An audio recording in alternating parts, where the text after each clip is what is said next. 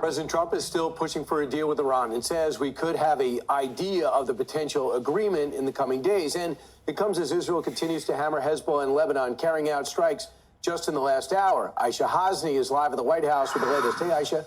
Hey, good morning to you, Brian. And when we talk about a potential deadline, that deadline could be in a number of days because the president, on his way back from the Knicks game late last night, told reporters that he'll have some sort of an idea of where these talks are going in just 1 to 2 days. Watch.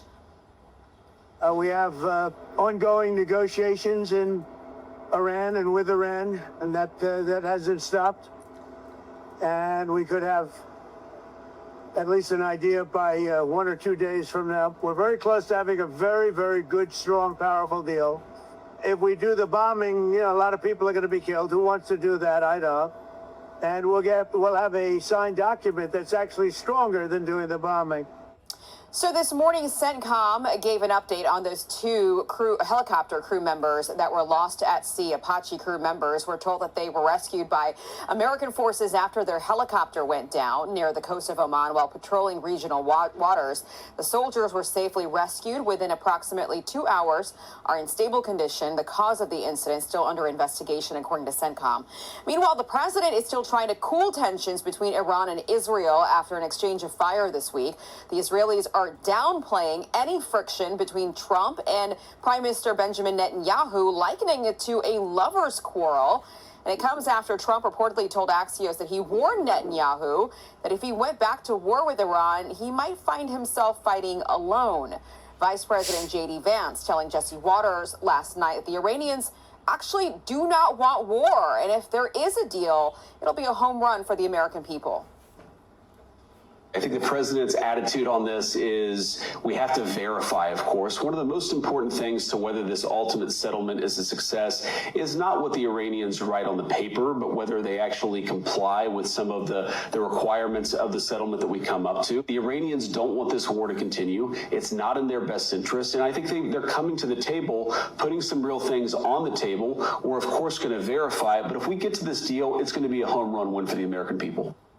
So, Brian, the president has some policy meetings on the schedule today. Nothing that's open to the press, so we aren't expecting to see him today. So keep your eyes on Truth Social if there's any news. Brian? And if something does open up, I know you're going to be there. Thanks so much, Absolutely. Aisha. Appreciate it. You got it. Our next guest knows all about fighting in the war on terror and knows Iran. Retired Vice Admiral and Navy SEAL Robert Harward grew up in Iran, led invasions in Afghanistan and Iraq, and joins us now. Admiral, I want you to hear this. Now, I know the foreign minister is talking to the president. They feel like they're making progress. And then I wake up and I'm watching this exclusive interview on another network with this other parliamentary leader. Watch. We do not see a serious will to reach a framework that could actually be implemented. And I think with regard to Iran's blocked assets, this is in fact a very clear and prominent example of that. As for uranium, enriched materials, enrichment itself, and nuclear issues, we are not currently negotiating on those matters. I don't know what to make of this. I know the president's talking directly to what he thinks of people in charge, but does this guy have a vote too? Are they working together or apart? This is Iran today. There's only one group that gets the vote, and that's the IRGC at the end of the day. And that's why these negotiations are their standard procedures. Milk it out for as long as they can, try to survive through a Trump administration, and try to get much as they can without giving up anything. That's what just happened in Lebanon. The president got the Israelis to stop attacking their surrogates, one of their elements of power. And at the end of the day, they gave up nothing for it. So this is the dilemma for the president. And I think at the end of the day, as he's indicated, there's got to be a timeline. This war's gone on for 100 days. The Straits of Hormuz remain closed. So the Iranians don't capitulate in 48 hours or some defined date by the president. He's got to act. There's a story out there, and these usually turn out to be true. The IRGC hardliner, Ahmed Vahidi, who evidently likes to blow up negotiations, is dead. The Israelis took him out over the weekend. Have you heard that? I would love to know it's true, but it doesn't really matter. They'll have someone else step in and fill the void. and then we got to target that. And that's the real end state here.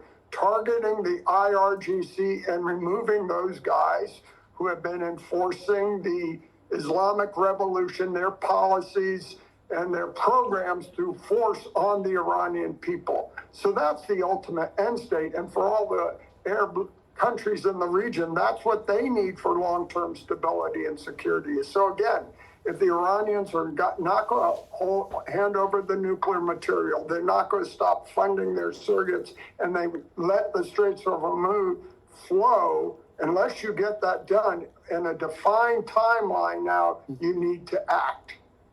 The people like to push that the Israelis and the U.S. are separating on objectives, but we really have the same objective. Stop the terror organization and stop a terrorist regime, right? We've had the same objective since day one. We are locked at the hip in terms of our policies and our objectives. Now, day to day, some of those strategies may change. Who's got the priority? And they apparently are prioritizing the IRGC, where we've looked at missiles opening up the straits. But there's no doubt, there's no gap between the U.S. and Israel on the objectives here. It's just a matter of how we're going to accomplish that. Absolutely. Vice Admiral Robert Harward, thanks so much.